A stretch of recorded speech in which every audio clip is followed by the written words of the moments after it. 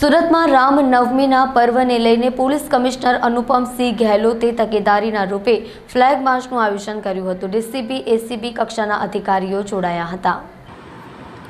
રામનવમી નિમિત્તે સુરત રેલવે સ્ટેશનથી રાજમાર્ગ થઈને નાવડી ઓવારા સુધી નીકળનાર શોભાયાત્રાના પગલે નવનિયુક્ત પોલીસ કમિશનર અનુપમ ગહેલોતે તમામ રૂટની મુલાકાત લઈ વ્યવસ્થાની સમીક્ષા કરી હતી। ઉપરાંત આજે ફ્લેગ માર્ચમાં જાતે હાજર રહ્યા હતા અને સમગ્ર રૂટ ઉપર SOG, PCB, DCB, eco cell, cyber crime તેમજ મહિલા સેલ દ્વારા અલગ અલગ ટીમો બનાવી ડીપ પોઈન્ટ સુધી સઘન પેટ્રોલિંગ તેમજ બંદોબસ્તનું રિહર્સલ કરવામાં આવ્યું છે।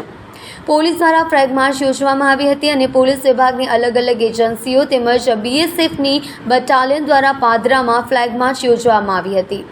સુરતમાં રામનવમી નિમિત્તે ભવ્ય શોભાયાત્રાનું પણ આયોજન હિન્દુ સંગઠનો દ્વારા કરવામાં આવ્યું છે, જેના ભાગરૂપે સમગ્ર સુરત શહેરમાં જળ 2 લાખ પોલીસ બંદોબસ્ત ગોઠવી દેવાયો છે।